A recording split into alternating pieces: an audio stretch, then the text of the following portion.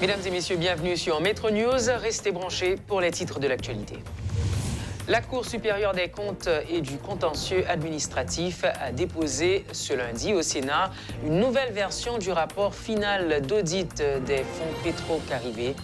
La compagnie que dirigeait le président de la République, Agritrans, est épinglée dans ce document. La Direction générale des impôts, DGI, révèle que les firmes Agritrans et Betex n'ont pas la même matricule fiscale. Selon les responsables de la DGI, ce sont deux compagnies différentes. Et puis le président Jovenel Moïse doit quitter le pouvoir après la publication du dernier rapport de la Cour des comptes dans lequel sa compagnie Agritrans est pointée du doigt. C'est ce qu'ont fait savoir ce lundi les responsables de forces de l'opposition progressiste, une branche radicale de l'opposition. Dans son dernier rapport sur la gestion des fonds Petro-Caribé, la Cour supérieure des comptes et du contentieux administratif a indiqué que la gestion des fonds était inefficiente et non économique. La Cour a démontré que les étapes clés liées à la saine gestion des projets immobiliers n'ont pas été suivies et, ce faisant, les projets d'investissement et les contrats liés au fonds Petro-Caribé n'ont pas été gérés de façon efficiente et économique. De plus, aucune préoccupation sur les générations futures n'a été prise en compte dans la mise en œuvre de ces projets, précise le rapport. La Cour a clairement établi que dans l'ensemble des documents pertinents étaient manquants dans la plupart des projets et contrats examinés malgré la valeur monétaire des investissements en cause. Il a dès lors été impossible de réaliser un audit exhaustif de plusieurs projets. Compte tenu de cette gestion inefficiente, la Cour recommande aux autorités compétentes d'engager les réformes structurantes afin de s'attaquer aux causes des pratiques déviantes et ainsi changer ces pratiques ayant permis de telles défaillances émergentes. Cette réforme approfondie porterait notamment sur l'élaboration des projets de développement, leur gestion et surtout l'octroi des contrats pour la mise en œuvre de tels projets. De plus, la Cour recommande que des travaux en profondeur soient menés pour évaluer et rendre compte aux citoyens ainsi qu'aux autres parties prenantes du montant de la dette de la République d'Haïti envers la République bolivarienne du Venezuela au 30 septembre 2016. Notre collaborateur Luc Nergaro a suivi pour nous ce dossier et il nous apporte les dernières réactions qu'a suscité cette information.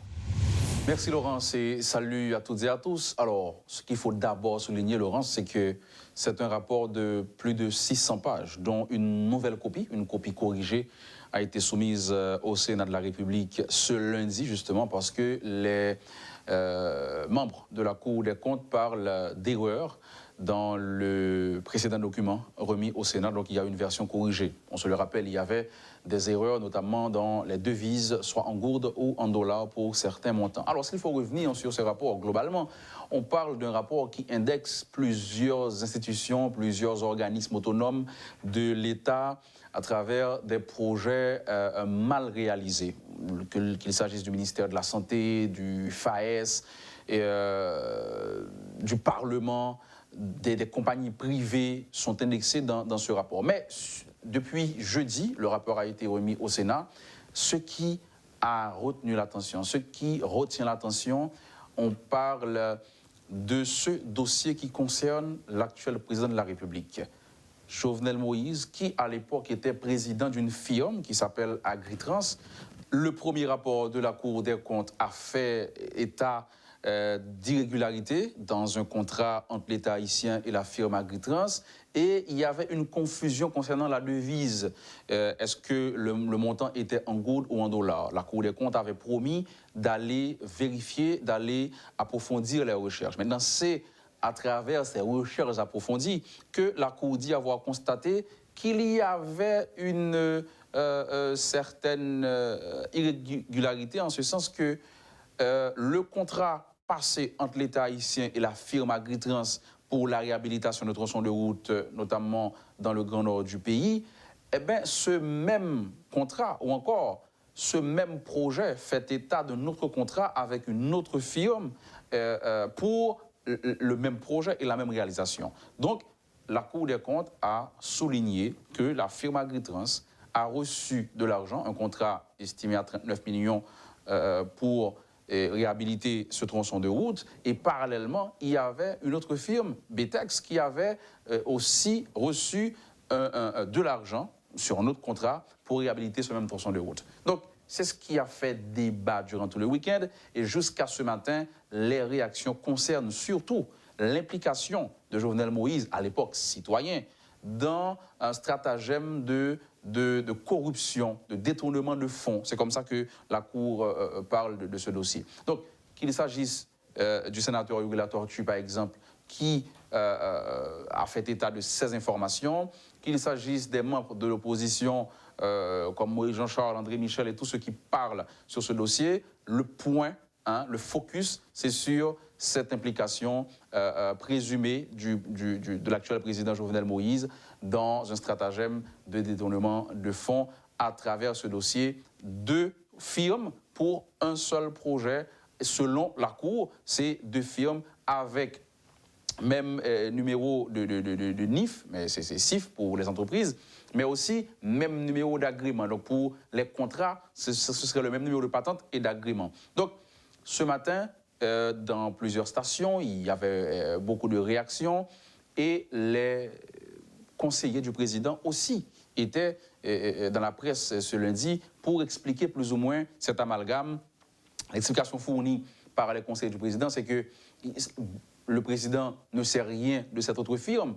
Et selon Guy Chardoré, qui est conseiller du président, quand le ministère des Travaux publics passe un contrat pour réhabiliter ou construire des routes, mais ça peut arriver que l'État traite avec plusieurs firmes. Chaque firme peut soit faire une partie de la route ou faire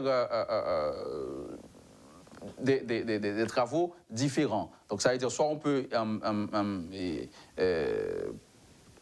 peut négocier avec des firmes pour plusieurs parties, donc à chaque tronçon une firme, ou pour le seul projet, chaque firme fait quelque chose pour réhabiliter ou construire la route. Donc c'est l'explication fournie par le conseiller du président, notamment Guy Chardoré.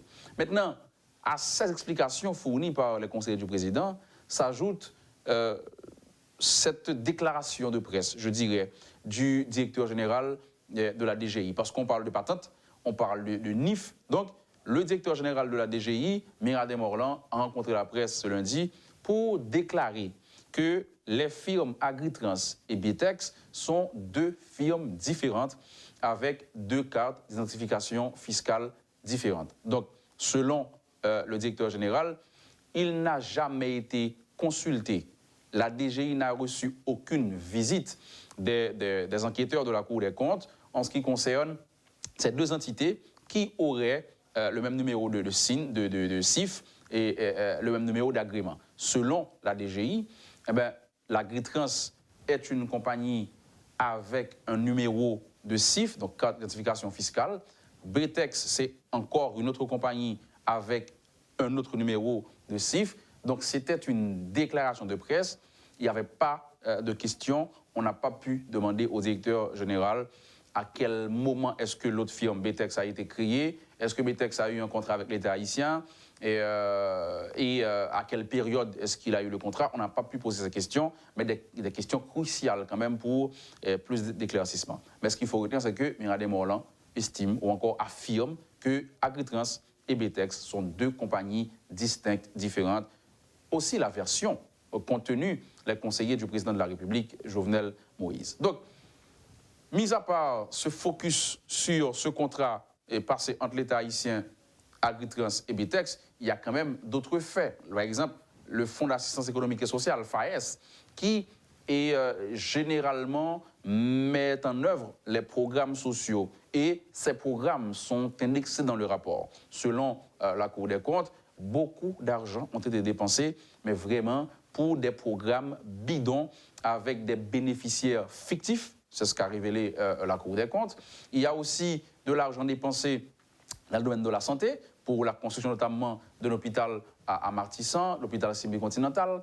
Et par rapport aux travaux réalisés, la Cour estime qu'il y a irrégularité dans les décaissements. 100% de l'argent a été décaissé. Par contre, les travaux sont inachevés. Donc voilà, et quelques irrégularités soulevées par la Cour des comptes. Et aujourd'hui, le débat, c'est Que faire? Le rapport est là.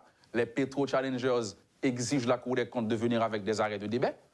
Certains estiment qu'il y a des manquements, ça veut dire qu'il y a des personnes qui ne sont pas indexées ou encore des projets qui ne sont pas indexés. Certains estiment qu'il y a quelques faiblesses dans ce rapport. La Cour serait en train de protéger certaines personnes selon des commentaires, des gens qui estiment qu'il y a quand même des projets qui ne sont pas indexés dans ce rapport et des personnes qui ne sont pas inclus dans ce rapport.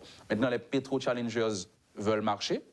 C'est le 9 juin, ils veulent lancer la grande mobilisation maintenant pour la dernière phase de cette bataille, pour réclamer la restitution des fonds Petro-Caribé. Entre-temps, le président lâche ses conseillers dans la presse, Rodier Rivaux, Reynald Lubéris ou encore Guichard Doré. Ils sont dans la presse pour apporter des précisions. Maintenant, les explications sont fournies. Le rapport de la Cour des comptes, il est là.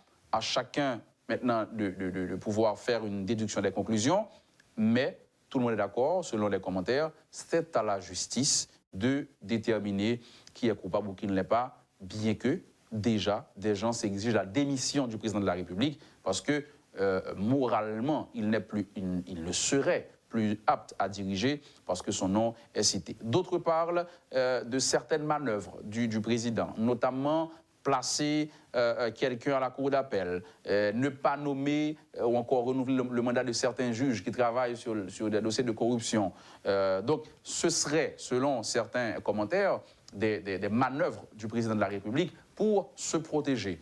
Mais jusque-là, il faut attendre que la justice fasse son travail, Laurence, par rapport à ce rapport de plus de 600 pages, comme je l'avais dit, avec beaucoup d'institutions indexées. Mais le focus est mis sur le président, mais pour cause. Il est le chef de l'État aujourd'hui. À l'époque, il était seulement président de la firme Agritrans.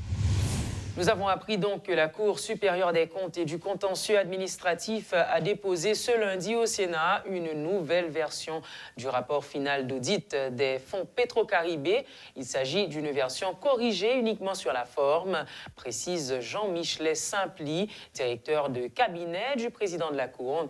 Selon M. Simply, mandaté par la CSCCA, il admet qu'il y a eu des petites erreurs matérielles dans le document déposé le 31 mai dernier. À en croire le délégué de la Cour, le rapport final a été acheminé au Grand Corps vendredi uniquement pour respecter le délai préalablement fixé. Le sénateur Yuri Latortue dénonce une complicité entre les plus grandes institutions de l'État avec le directeur d'Agritrans, qui n'était autre que l'actuel président Jovenel Moïse, pour extorquer plus de 50 millions de gourdes.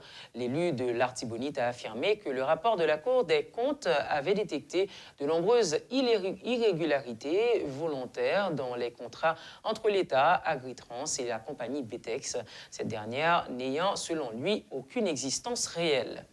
Il y a un contrat qui baille en octobre sur Agritrans. Et le contrat, ça, il est là pour 39 millions de gouttes. Et c'est là, moi, j'ai dit que l'autre des contrats pour 39 millions de gouttes, c'est juste une façon pour séparer le travail, pour empêcher que vous fassiez appel d'offres. Et la loi claire dans l'article 24, là, les deux pour diviser le travail, là, en deux, pour empêcher l'appel d'offres, ni ordonnateur surtout, dans ce sens, Niger Kousseau, il gagne pour répondre devant la loi, pour violation de la loi. Parce qu'on n'a pas le droit de dire ce qui travaille là. Il y a un contrat pour 39 millions de gouttes le 15 octobre. Et dans le contrat, ça, eh bien, d'après le rapport, Agritrans recevra 5 millions de gouttes avant le contrat. Alors que, ouais, et nous regardons, l'acte économique doit suivre l'acte juridique. Ou pas qu'à baguer acte juridique pour un acte économique, c'est la première faute. Deuxième faute, c'est que compagnie, li recevoir comme sous contrat, leur regarder, yo ouais que pas aucun rapport entre quoi que compagnie recevoir et le travail qui fait là. Et Koula lui-même, il était déjà dit ça dans le premier rapport là. Il était dit qu'il va le vérifier si c'est dollar ou bien good. Mais quand il y a pendant la chercher, il dit ouais que Betex. Alors, Mabdou, la Cour a les deux contrats. Pour même partie route là, Betex sillon l'autre contrat le 15 décembre 2014. Pour même partie route là. Mais cette fois-ci pour 34 millions de gouttes. Et l'œil a regardé, malgré que Betex gagne contrat ça, eh bien, pas gagné aucune trace de travail ça qui fait. Alors que BTEX, c'est le même personnel. BTEX, c'est le même numéro de patente. BTEX, c'est le même numéro d'agrément. Et c'est ça qui est important. Numéro d'agrément, c'est le numéro qui autorise le contrat. Et sous le même numéro, à chaque pas de foutu sorti. Donc c'est peut-être ça, la Cour conclut en une stratégie de détournement de fonds. Moi, je crois que il faut dire que c'est plus gros volet qui existe dans l'État. Le ministre là, Travaux publics, mettez ensemble avec le président compagnie, qui c'est Jovenel Moïse, avec le ministre Finances, avec BMBAD, parce que pour arriver à faire ça, il faut toute institution ça rentrer là-dedans pour réaliser ce vol. Une question, sénateur. Le conseiller spécial du chef de l'État, Guichard Doré, explique que cette société indexée dans le rapport sur la gestion des fonds Petro-Caribé est une société anonyme qui possède sa propre personnalité morale. Selon lui, les actions de cette entreprise qui œuvre dans le domaine agricole n'impliquent pas obligatoirement le chef de l'État. Agritrans et BTEX n'ont pas la même matricule fiscale, dément Guichard Doré. Ce fait est virtuellement impossible dans le système fiscal haïtien, affirme le conseiller spécial du président Moïse.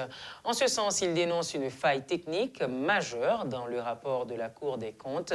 Par ailleurs, il explique que les décaissements pour les travaux routiers réalisés par les deux entreprises ont été effectués car le chantier était achevé à 80%. Il y a l'Agritrans qui est une entreprise, une société anonyme, qui est différente du monde qui a dirigé. Donc maintenant, il y a une responsabilité, il y a une responsabilité pour l'Agritrans comme personne morale.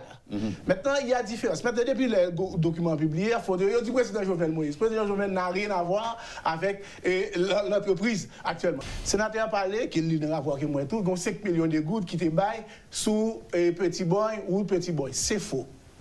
Route Petit Boy, alors pour l'histoire et pour la vérité, il y a 3 dimensions dans les rapports à me conseiller par rapport à Agritrans. Agritrans fait une série d'activités, des routes qu'il fait à titre gratuit dans la zone. Et le sénateur Latibonite, c'est mon Latibonite, on connaît une série de zones, et au monde qui a une possibilité de faire, l'État pas même intervenir. Donc dans la route Carrefour 3 en Safouleur, qui est autour de 12 km, qui le sénateur là, nous connaît. Avant, pour te sortir dans le nord, pour aller dans le nord-ouest, tu es obligé de passer par la Tibonite, parce que là, c'était pas de bon du tout. Maintenant, le président Jovenel Moïse, lui, il dit, bon, là, il a travaillé dans le nord-est, mais il est originaire du nord-ouest.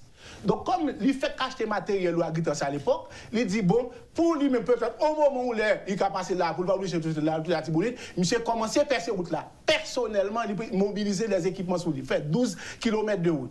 6 mois après, Muni Jaco, dans une émission avec Valérie Numa, il dit il y a un travail dans la zone là, une route qui est extrêmement difficile. Il y a une entreprise qui a fait le bagage pour y aller. Comment se fait travail. Il y a à titre, ça me fait des compensatoires pour commencer le travail là. Il dit bon, il y a une compensation de 5 millions de gouttes tout à l'heure. Il y avait, non, tout à l'heure, sénateur, 5 millions de gouttes pour faire travail ça.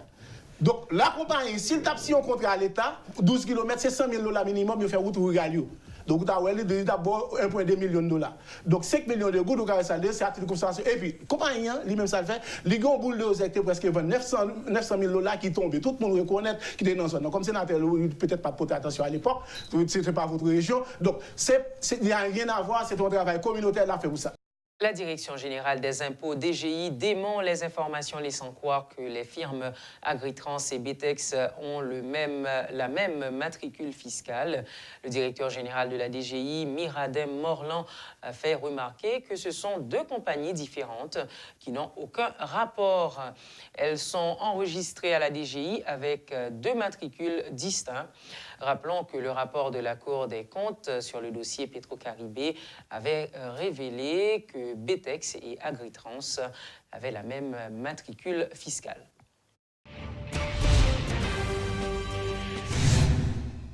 Le président Jovenel Moïse doit quitter le pouvoir après la publication du dernier rapport de la Cour des comptes.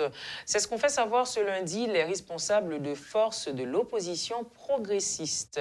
La structure politique coordonnée par Jean-André Victor en appelle en ce sens à la mise en place d'un gouvernement de transition pour préparer l'après-Jovenel. On a parlé de tout secteur politique. On a parlé de tout secteur économique, de tout secteur religieux, de toute organisation professionnelle, de toute société civile là, de tout groupe organisé qui gagne dans le pays, de toute force vive population, pour comprendre, n'a traversé un moment qui inquiétant là dans le pays. Et moment ça, Jean nous proposait pour nous faire face à lui de manière pratique et concrète, c'est mettre pressé en place, ça nous relève une autorité nationale transition. Autorité nationale transition, sans discrimination aucune, il gagne pour réunir toutes forces vives pour mettre en discussion deux bagailles qui sont fondamentales, qui gens que n'a organisé une nouvelle transition dans le pays pour ne pas sembler à l'ancienne transition, de manière que nous assurons que nous avancé dans le procès Petro-Caribé, de manière que nous assurons que à faire conférence nationale souveraine que nous avons parlé, nous avancer là-dedans dans la règle doit être. Et sous base ça, appel la lancée, et nous connaissons que c'est mobilisation qui crée nous. Donc c'est mobilisation qui peut sauver nous. Mobilisation au contraire, c'est lui-même qui peut créer stabilité politique dans le pays.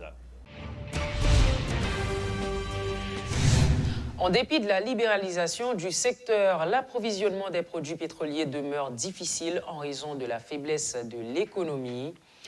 6 compagnies pétrolières tirent la sonnette d'alarme sur les risques d'une rupture d'approvisionnement en hydrocarbures. Les compagnies Kimazu, Bandari Haïti SA, Cap Invest, Dinasa et Sol Haïti, dans une correspondance au ministre de l'Économie et des Finances, préviennent qu'elles ne disposent pas d'assez de ressources financières pour placer des commandes de produits pétroliers sur le marché international. Les responsables des compagnies ont adressé le 29 mai 2019 une deuxième correspondance au ministre Ronald Décembre parce que la première n'avait provoqué aucune réaction du grand argentier de la République. Suite à notre courrier en date du 15 mai, resté à cette date sans réponse, nous voulons attirer votre attention une nouvelle fois sur le fait que la situation financière de l'industrie que nous représentons n'a fait qu'empirer à cause de l'augmentation du prix du pétrole sur le marché international et de la dépréciation continue de la gourde. De ce fait, et à partir de ce jour, les compagnies pétrolières signataires de ce courrier se voient obligées de vous informer qu'elles ne seront bientôt plus en mesure d'assurer l'approvisionnement des carburants en Haïti à cause de l'appauvrissement de leur trésorerie résultant du non-paiement des taxes à rembourser par le Trésor public, précise la correspondance de l'Association des professionnels du pétrole. Plusieurs députés montent au créneau et s'inscrivent en faux contre la déclaration du président du bureau, Gary Bodo, faisant croire que 72 d'entre eux sont prêts à démissionner afin de faciliter le dénouement de la crise. Ces parlementaires précisent qu'ils n'ont pris part à aucune rencontre autour de cette question. Ces députés affirment que seule la population de leur circonscription peut révoquer leur mandat qui arrivera à terme en janvier 2020. Merci d'avoir été avec nous, mesdames et messieurs. À très bientôt pour une autre édition de Métro News.